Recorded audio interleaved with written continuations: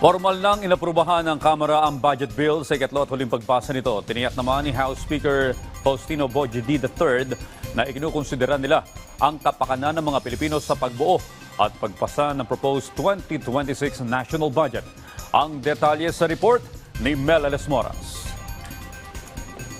With 287 members voting in the affirmative, 12 in the negative, and 2 abstentions, House Bill number 4058 is hereby approved on third and final reading.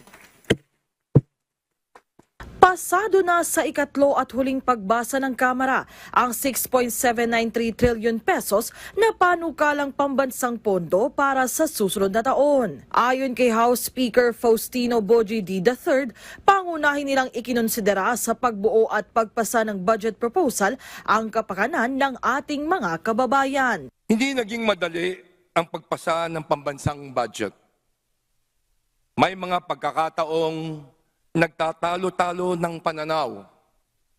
At minsan, inaabot tayo ng madaling araw sa ating pong pagdinig. Subalit sa kabila ng lahat, iisa ang ating hangarin, ang kapakanan ng bawat Pilipino. Sa ilalim ng budget na ito, tinugunan natin ang panawagan ng ating mahal na Pangulong Ferdinand Marcos Jr. na palakasin ang mga pangunahing sektor ng ating lipunan, lalong-lalo na ang edukasyon, ang kalusugan, at ang panglipunang pangangailangan. Sa realokasyon ng 255 billion pesos na pondo para sana sa flood control projects mula sa DPWH, binigyang diin ni House Committee on Appropriations Chair Micaela Swansing na matagumpay na nila itong nailipat sa sektor ng edukasyon, agrikultura at kalusugan. Specifically, 201.1 billion pesos out of the 255 billion pesos were allocated towards these three key sectors. 56.6 billion pesos towards education, 90.7 billion pesos towards health, and 53.7 billion pesos towards agriculture. Maging sa issue ng unprogrammed appropriations, muling tiniyak ni Swansing na inalis na rito ang alokasyon para sa local infrastructure projects. Bahagi pa rin yan ng kanilang mga hakbang kontra korupsyon. Tanging mga social programs na nakatuon sa edukasyon, kalusugan at social pension na lamang ang pwedeng ipasok dito.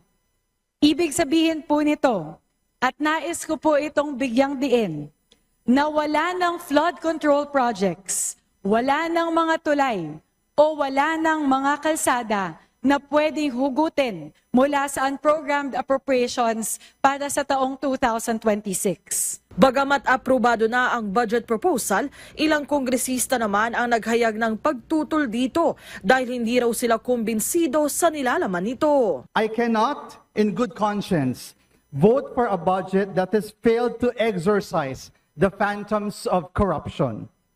The glaring presence of the unprogrammed appropriations is an odious legacy that this Congress has yet to remove. Bago mag-session break, napag-usapan din sa plenaryo ang nakabinbing resolusyon sa Kamara para sa Open BICAM o pagbubukas sa publiko ng Bicameral Conference Committee meetings. Pagtitiyak naman ni House Majority Leader Sandro Marcos, we will make sure that once the committee has more time and once the House has more time, we will be able to address the said resolution and make sure the upper house is informed and hopefully will be in agreement with the said resolution.